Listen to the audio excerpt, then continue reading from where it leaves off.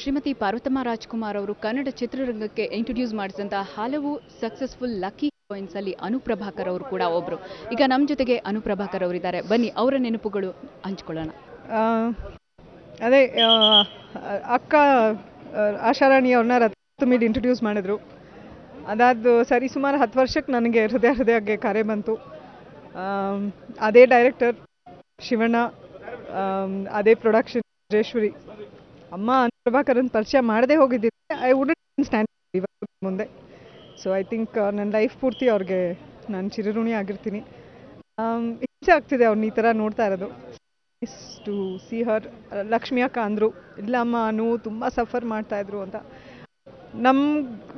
ತುಂಬ ಪ್ರೀತಿ ಅವರು ನೋವು ಪಡುವಾಗ ನಮಗೂ ಹಿಂಸೆ ಆಗುತ್ತೆ. ಬಟ್ ಸ್ಟಿಲ್ ಆ ವ್ಯಕ್ತಿ ಇಲ್ಲ ಅನ್ನೋದು ಥರ ತುಂಬಕ್ಕಾಗದೇ ಇರೋಂಥ ಒಂದು ವ್ಯಾಕ್ಯೂಮ್ ಅದು. ಐ ರಿಯಲಿ ಹೋಪ್ ಅವ್ರ ಮಕ್ಕಳಿಗೆ ಮೊಮ್ಮಕ್ಕಳಿಗೆ ಎಲ್ರಿಗೂ ಇವರು ಶಕ್ತಿ ಕೊಡಲಿ ಅಂತ ನಾನು ಕೇಳ್ಕೊತೀನಿ. ನೋವನ್ನು ತಡ್ಕೊಳಕ್ಕೆ ಮಾಡಿ ಈಸಿ.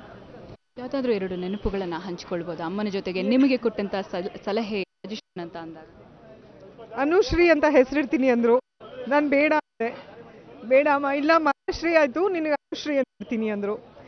ಅಮ್ಮ ಗಾಯತ್ರಿ ಪ್ರಭಾಕರ್ ಅಂತ ಅಮ್ಮ ಫೇಮಸ್ಸು, ನನ್ನ ಇಟ್ಕೋತೀನಿ ಅನುಪ್ರಭಾಕರ್ ಅಂತ ಅಂದೆ. ಹೌದಾ, ಹಾಂ ಸರಿ, ಓಕೆ, ಅವಳು ಅನುಪ್ರಭಾಕರ್ ಅಂತಲೇ ಇಡ್ಲಿ ಕಣೋ ಅಂದರು. ಡಬ್ಬಿಂಗ್ ಮಾಡೋದು ಬೇಡ ಅಂತ ಸ್ವಲ್ಪ ಅವ್ರಿಗೆ ಫೀಡ್ಬ್ಯಾಕ್ ಬಂತು ಅನ್ಸುತ್ತೆ ಆವಾಗ. ವಾಯ್ಸ್ ಸ್ವಲ್ಪ ಬೇಸ್ ಇದೆ, ಸ್ವೀಟ್ ವಾಯ್ಸ್ ಇಲ್ಲ, ಬೇರೆಯವ್ರಿಗೆ ಮಾಡಿಸೋಣ ಅಂತ. ನಾನು ಅವ್ರು ಚಾಮುಂಡೇಶ್ವರಿಗೆ ಬಂದು ನಾನು ಡಬ್ಬಿಂಗ್ ಮಾಡಿದ್ದನ್ನು ಕೇಳಿದ್ರು. ಕೇಳಿಬಿಟ್ಟು ನಾನು ಅದೇ ಅಮ್ಮ ಗಾಯತ್ರಿ ಅವ್ರ ಮಗಳಾಗಿ ನಾನು ಡಬ್ಬಿಂಗ್ ಮಾಡಲಿಲ್ಲ ಅಂದರೆ ಒಂಥರ ತುಂಬ ಎಂಬ್ಯಾರಸಿಂಗ್ ಆಗಿರತ್ತೆ ಅಂತ.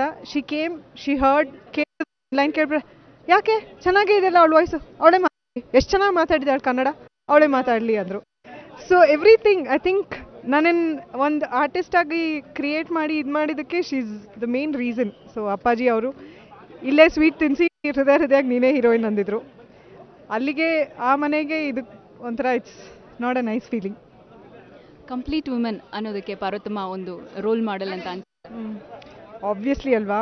ಎಷ್ಟು ಧೈರ್ಯವಾಗಿರಬೇಕು, ಮಕ್ಕಳು ಯಾವುದಕ್ಕೂ ಹಿಂಜರಿಬಾರ್ದು ಅನ್ನೋದನ್ನು ಅವ್ರು ಎಷ್ಟು ಅವರೇ ಒಂದು ಪಾತ್ರೆ ಹಾಕ್ಕೊಟ್ರು ನಮಗೆ ಅವ್ರ ಬಿಹೇವಿಯರಲ್ಲಿ. ಪ್ಲಸ್ ಮನೆ ಇದು ಎಲ್ಲನೂ ಬ್ಯಾಲೆನ್ಸ್ ಸೋ ವೆಲ್.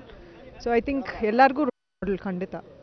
ಇಂಡಸ್ಟ್ರಿಯಲ್ಲಿ ಒಬ್ಬ ಸ್ಟ್ರಾಂಗ್ ಮಹಿಳೆ, ಏನು ನಿರ್ಮಾಪಕಿಯಾಗಿಯೂ ಕೂಡ ಅಷ್ಟೇ ಯಶಸ್ಸನ್ನು ಕಂಡವರು ಅನ್ನೋದ್ರ ಬಗ್ಗೆ?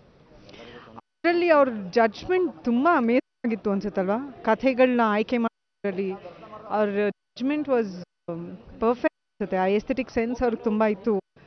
ಈ ಕಥೆ ವರ್ಕ್ ಆಗುತ್ತೆ, ಜನಕ್ಕೆ ಇಷ್ಟ ಆಗುತ್ತೆ ಎಲ್ಲ. It was so I think ಅದೊಂದು ಕ್ರಿಯೇಟಿವಿಟಿ ಅವರಲ್ಲಿ ತುಂಬ ಇನ್ಬಿಲ್ಟ್ ಆಗಿತ್ತು ಅನ್ಸುತ್ತೆ. ಹಾಗಾಗಿ she turn out to be such a amazing producer.